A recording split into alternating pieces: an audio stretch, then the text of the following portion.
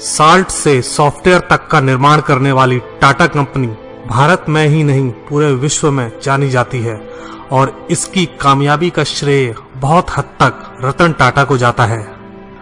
20 सालों से अधिक टाटा के चेयरमैन रहे रतन टाटा भारतीय उद्योग में एक लिविंग लीजेंड की तरह देखे जाते हैं।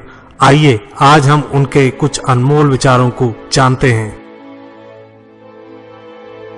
मैं सही निर्णय लेने में विश्वास नहीं करता, मैं निर्णय लेता हूं और फिर उन्हें सही साबित कर देता हूं।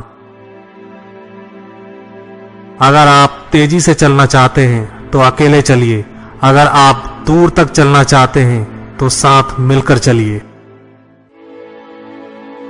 आगे बढ़ने के लिए जीवन में उतार चढ़ाव बहुत जरूरी है, क्योंकि ईसीजी में भी एक सीधी लाइन का मतलब होता है कि हम जिंदा नहीं हैं।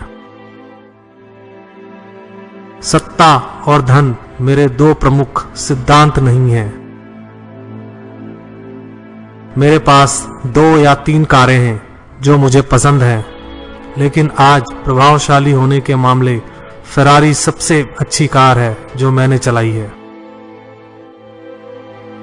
मैं निश्चित रूप से राजनीति में नहीं शामिल होऊंगा। मैं एक साफ सुथरे बिजनेसमैन के तौर पर याद किया जाना पसंद करूंगा, जिसने सतह के नीचे की गतिविधियों में हिस्सा ना लिया हो और जो काफी सरल रहा हो।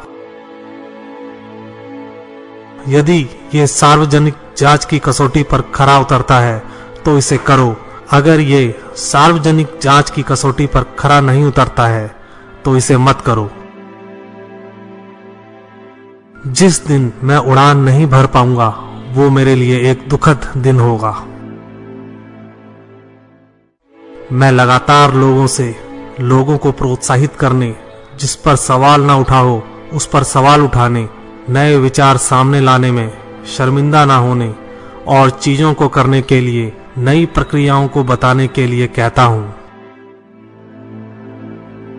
मैं भारत के भविष्य की संभावनाओं को लेकर हमेशा बहुत कॉन्फिडेंट और उत्साही रहा हूं। मुझे लगता है यह एक महान क्षमता वाला महान देश है। ऐसी कई चीजें हैं जो अगर मुझे दोबारा जीने का मौका मिले तो शायद मैं अलग ढंग से करूंगा, लेकिन मैं पीछे मुड़कर यह नहीं देखना चाहूंगा कि मैं क्या नहीं कर पाया। मैं उनके बाद आया जिनके शूज बहुत बड़े थे, उनके शूज बहुत बड़े थे। मिस्टर JRD टाटा भारतीय बिजनेस कम्युनिटी में लीजेंड थे। वे 50 सालों से टाटा संगठन के शीर्ष पर बने रहे। आपने लगभग ये सोचना शुरू कर दिया था कि वो हमेशा के लिए रहेंगे। मैं कहूंगा कि एक चीज जो मैं अलग ढंग से करना चाहता हूं वो है और अधिक आउटगोइंग करना। कोई लोहे को नष्ट नहीं कर सकता, लेकिन उसकी अपनी जंग कर सकती है।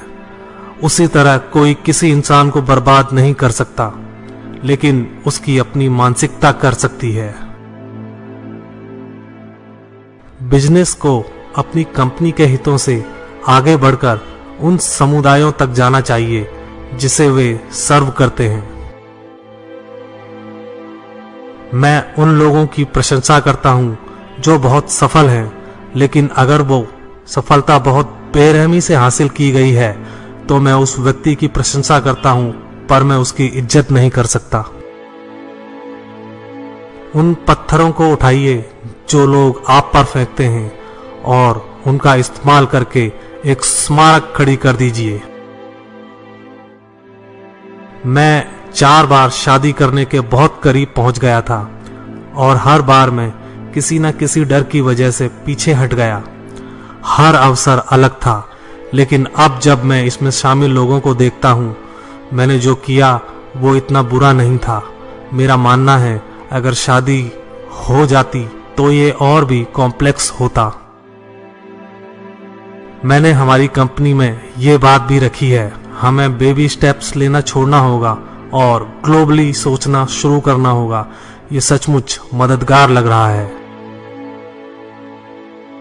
अब से 100 साल बाद मैं टाटा ग्रुप को जितना वो अब है उससे कहीं बड़ा देखना चाहता हूं। इससे भी जरूरी बात, मैं आशा करता हूं कि ग्रुप को भारत में बेस्ट माना जाए। जिस तरीके से हम ऑपरेट करते हैं उसमें बेस्ट, जो प्रोडक्ट्स हम देते हैं उसमें बेस्ट, और हमारे वैल्यू सिस्टम और एथिक्स में बेस्ट। इतना कहने के बाद मैं आशा करता हूं कि 100 साल बाद हम अपने पंख भारत से कहीं दूर तक फैला पाएंगे। पीपल्स रिपब्लिक ऑफ चाइना का पॉलिटिकल सिस्टम चीजों को आसान बना सकता है। निर्णय तेजी से लिए जाते हैं और परिणाम भी जल्दी आते हैं। दूसरी तरफ हमारे लोकतंत्र में, भारत में ऐसी चीजें बहुत कठिन हैं। धन्यवाद दोस्तों। अगर आपको ये प्रस्तुति अच्छी लगी हो तो शेयर करें, लाइक करें, कमेंट करें और हाँ, हमारे चैनल को सब्सक्राइब करना ना भूलें। Thank you once again.